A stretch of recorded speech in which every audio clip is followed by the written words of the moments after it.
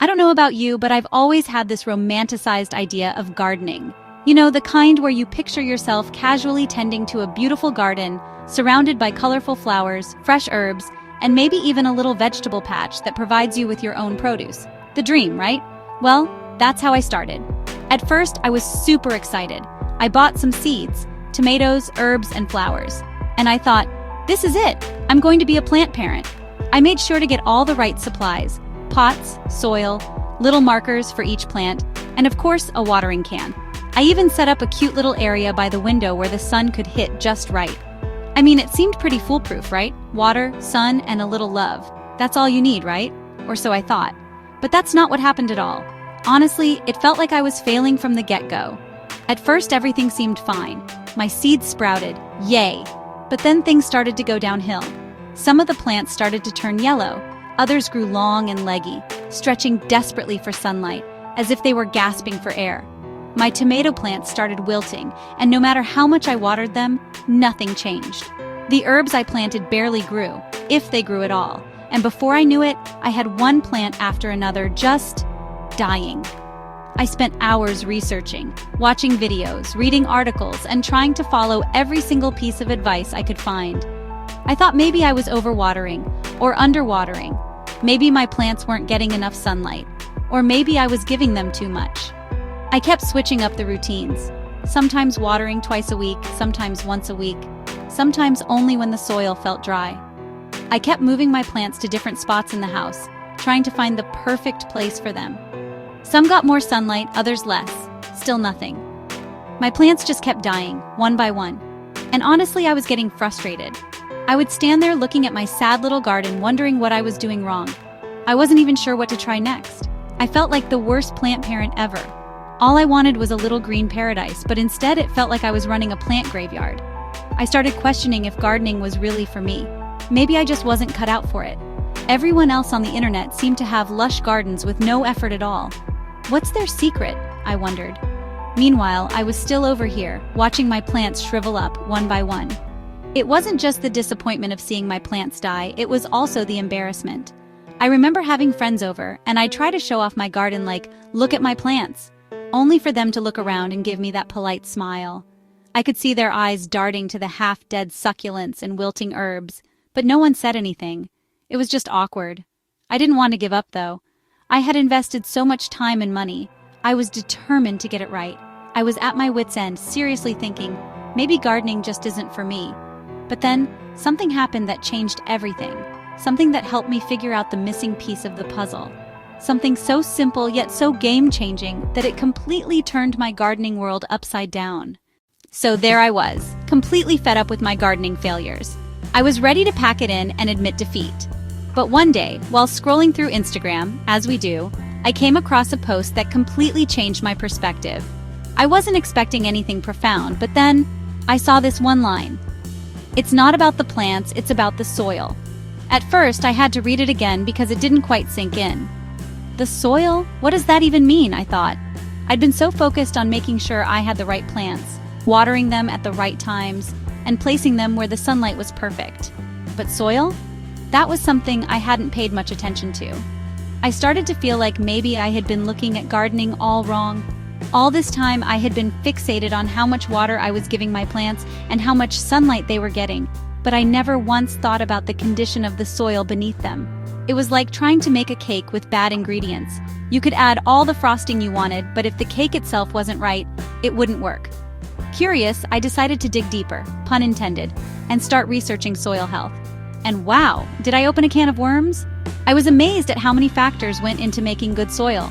Drainage, air circulation, nutrient levels, pH balance, and even the texture. It was all starting to make sense now.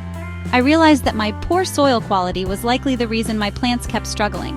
I had simply been using the same store-bought soil for everything, without thinking about whether it was suitable for the specific plants I was trying to grow. As I read more, I learned that not all soil is created equal. Some plants need well-drained soil, while others need moisture-retentive soil. Some thrive in slightly acidic soil, while others do better in alkaline conditions. But I hadn't considered any of this before. I was just using the generic stuff that I thought would work for everything. The more I dove into it, the more I understood that gardening is like cooking. If you want good results, you need to start with the best ingredients. The soil is your base. If your soil is wrong or unhealthy, no matter how much water, sun, or love you give your plants, they'll never grow the way they should. I was also struck by the idea that healthy soil doesn't just help the plants grow. It actually creates an environment where the plants can thrive, making them more resistant to diseases and pests. It's like giving your plants a good foundation, so they have everything they need to stay healthy and strong, even when things go a little wrong. At that moment, it hit me that I had been spending so much time focusing on the wrong things. I had been overthinking everything, trying to control every little detail, when all I needed to do was focus on one simple thing: the soil. And the best part? It wasn't some complex technical thing that I had to become an expert at. It was just about making sure I was using the right materials and giving my plants the best start possible. Once I had this light bulb moment about how important the soil was, I decided to get serious about fixing it. I had already invested time, money, and a lot of frustration into my plants. So why not give this soil thing a shot? I was determined to stop playing guessing games and get to the root of the problem. No pun intended. The first thing I did was take a closer look at my soil. And I have to admit, it wasn't pretty. It was dense and clumpy with poor drainage. This might sound basic, but I didn't realize how crucial proper drainage was until I started reading about it. See, water has to be able to drain through the soil to avoid suffocating the plant's roots.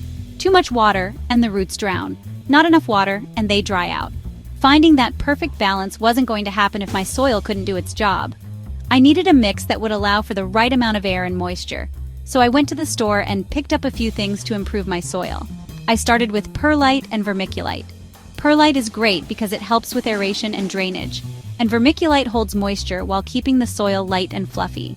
These two ingredients would help create that ideal balance of water retention and airflow.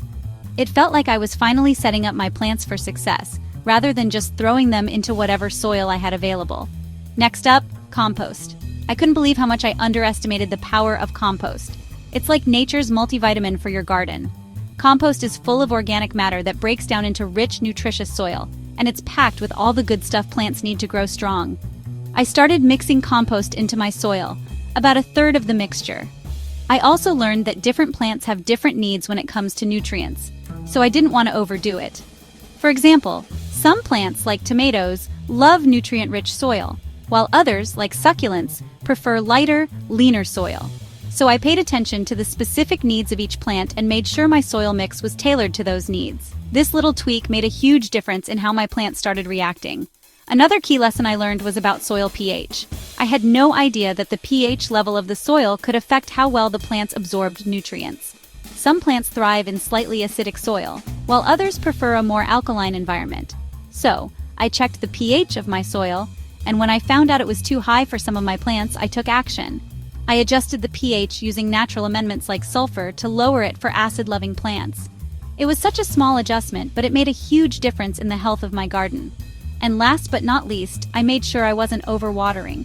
I was a chronic overwaterer before, thinking that my plants needed more water when, in fact, they just needed well-draining soil and a little more time between waterings. With the right soil, my plants could manage their water needs more effectively. Once I made these changes, adding perlite, vermiculite, compost, and adjusting the pH, I started to see results almost immediately. It was like flipping a switch. My plants looked healthier, the leaves were greener, and the flowers started to bloom.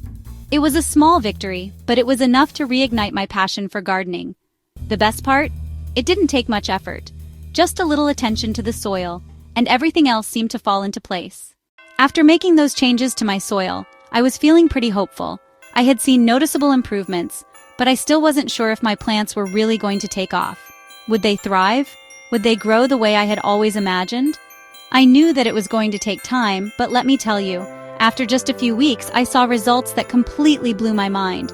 I was finally starting to see the kind of garden I had envisioned. Vibrant, lush, and alive with color.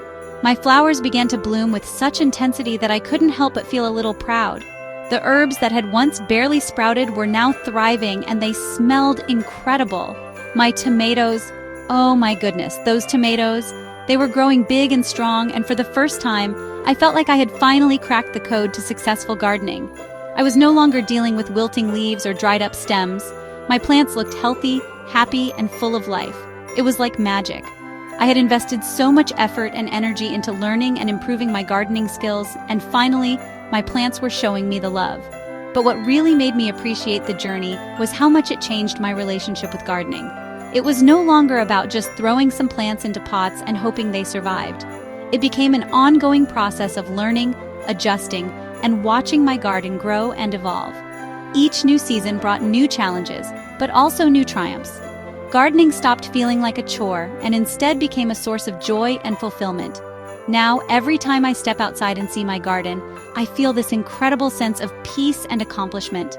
It's not just the flowers and veggies that make me proud, but the journey itself. It's knowing that I didn't give up when things weren't going well, and that all my failures led to this moment of success.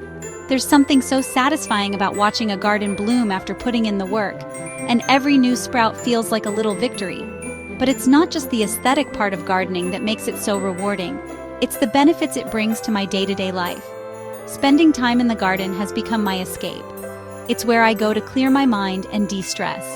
There's something so calming about connecting with nature, even if it's just a few minutes a day. And honestly, I'm surprised at how much joy I get from picking a ripe tomato off the vine or snipping some fresh herbs for dinner. It's like being able to experience the fruits of your labor, literally. One of the most amazing parts of this whole gardening experience is the sense of accomplishment I feel when I can share my garden with others. Now, I can proudly show off my lush backyard to friends and family. I love when people come over and marvel at my flowers, or when I'm able to share some of the fresh herbs and veggies I've grown. It's like I'm sharing a little piece of the garden's success with them. Looking back, I'm so glad I didn't give up. Sure, it took time, effort, and some trial and error, but the payoff has been beyond worth it. My garden has gone from a place of failure to a space of beauty, peace, and personal growth. And you know what? It all started with the simplest thing, focusing on the soil. So if you've been struggling with gardening, trust me, don't give up just yet. Take the time to really understand the foundation, and everything else will start to fall into place. Your garden could be just one step away from turning into something beautiful too. Just remember, gardening is a journey, and every small change you make brings you closer to the garden of your dreams. And as for me, I'm hooked. I can't wait to keep learning, experimenting, and expanding my garden. There's always something new to try, something new to discover, and I'm excited to see where this gardening journey takes me next.